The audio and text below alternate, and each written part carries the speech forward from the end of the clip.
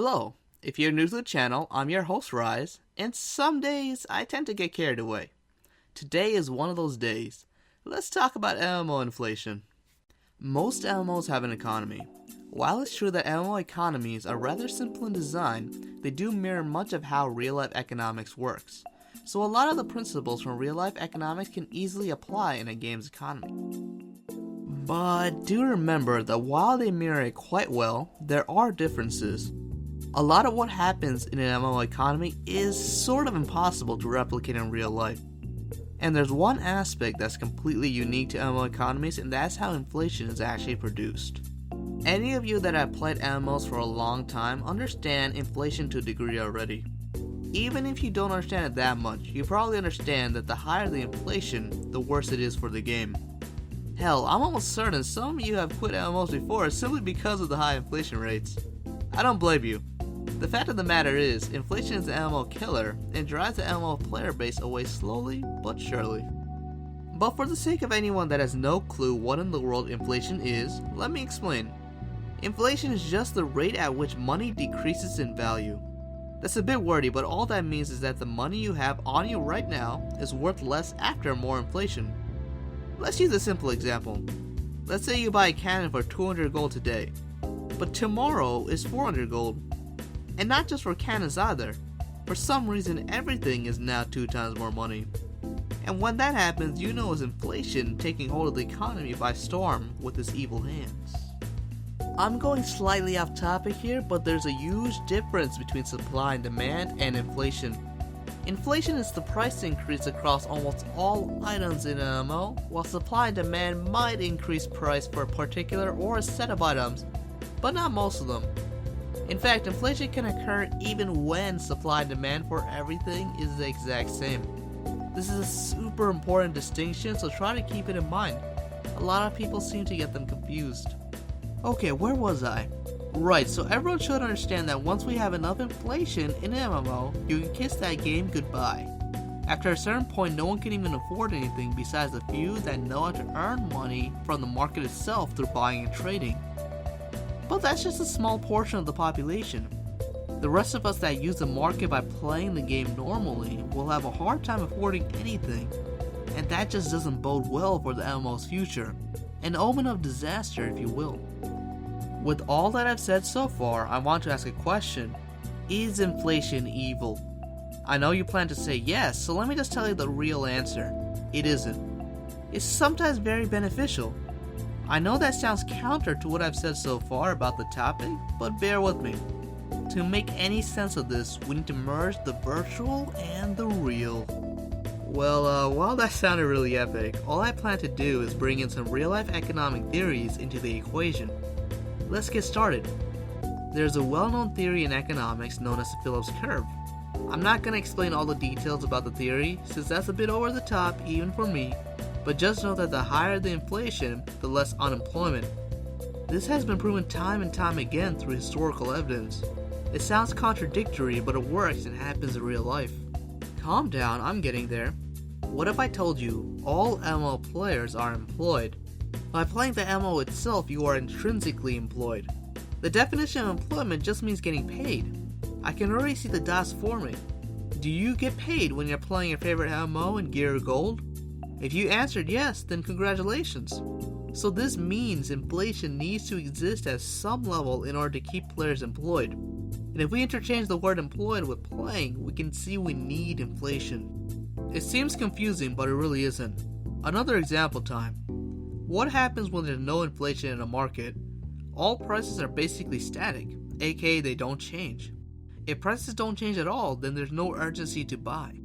Let's say you notice your favorite sword on the market for 10k gold. That's a lot, but you figure with inflation, that price will only go higher in the future. So let's buy it now. The seller's happy too, since he got your money that he can then use for other things. But if there's no inflation, then prices will stay at 10k regardless of whether it's today or next year. So in a world with no inflation, people will not buy or sell as much or as frequently, so trying to get a lot of money is just going to get harder. Still doesn't make sense? Think about it this way. If we were the developers, how would we force zero inflation in the market? Because naturally inflation will occur, so the developers themselves have to intervene. Well, one way is to remove trade and gold entirely, and the only way to get your gear is to grind for it non-stop. Basically single player online. Another way is to have a global gold limit, let's say 10k. And not just individually, since that will still create inflation. We need a global 10k limit for all players in total. This means if one player somehow managed to raise 9k, the rest of the players can only get 1k. No more gold besides those 10k exist. There's probably other ways to remove inflation entirely in MMO, but those are the easiest. I don't need to explain to you further. You can already see the problems in such a thing. For those that are mathematically and logically inclined, you might have connected the dots already and noticed something fundamental about the game through my words so far. Something fundamental and something scary. Let's talk Phillips Curve again. I told you that there's a trade-off between unemployment and inflation. Then I told you that employment in MMOs is just playing the game. But doesn't that mean that everyone playing the MMO is employed? This is seriously an impossible scenario in real life because there's no way everyone can be employed at the same time. It just can't happen for reasons that I won't go into in this video. But in an MMO, a virtual game, it is a fact, and a scary one, because mathematically this means inflation is infinite.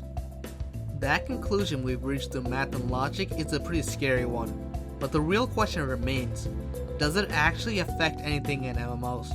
For veteran MMO players, I hope your eyes are wide and shocked because I'm sure some of you have already figured it out. In an impossible scenario such as this, where inflation is infinity, that means the players themselves are the inflation. The more players that play, the more inflation there is in the economy, and it's never ending. To put the nail in the coffin on this theory that players are in fact inflation, we need to once more merge virtual and reality, or bring in some more real life economics into play. The number one way to increase inflation in our modern society is through printing more money. And if you look into it, the government does try to print more money to keep inflation at a steady rate. So how do we print money in MMOs? Well, through the players, of course. In real life, inflation is easy to control, but in games, it's infinitely harder. Because by killing mobs in MMOs yourself, you are generating money out of thin air. You print the money, not the developer. You create inflation by existing. Now here's the thing about inflation. It isn't that bad if it's controlled. So if inflation is small but steady, it isn't that big of a deal. In fact, it's healthy as I mentioned before. But there is a chance for hyperinflation to occur in MMOs. Hyperinflation is just inflation, but it spins out of control. That means the price of goods increase exponentially in a short time frame. Such a thing happens often in MMOs that have a ton of gold banners or is very popular, which is almost all of them. This is why you notice a lot of developers spending a lot of time and care fighting against gold banners or creating systems to help keep inflation steady, because hyperinflation can and will destroy your game. The reason for this is, as I've already mentioned before when discussing the flaws of inflation. But just for fun, let's add on to it with our money printing theory. So if players print money and now there's hyperinflation going on, printing money isn't going to help. Farming for a particular item that sells for a lot will, but just getting gold from grinding will not help out at all anymore because of how worthless a single piece of gold has become. So you've already eliminated a useful way to earn and make cash in the game for newbies, which in turn discourages them from playing the game entirely. This is something that crushes a lot of MMOs. This brings us to the crux of the problem. How in the world do developers deal with inflation? We know we want to avoid hyperinflation at all costs, but we also want small and steady inflation in our game. However, we have no direct control over inflation. The players do. Not just that, we also need to create countermeasures to botting, for they are one of the ways hyperinflation can occur. Are you beginning to understand the headache a lot of MMO developers have to deal with when designing their game? We'll save this conversation and the answers to it for a future video. I hope you enjoyed my rambling in this one. Until next time. This was a long video, but I'm glad I got it off my chest. Now I'm gonna go ahead and grab some subs. I'll talk to you guys later.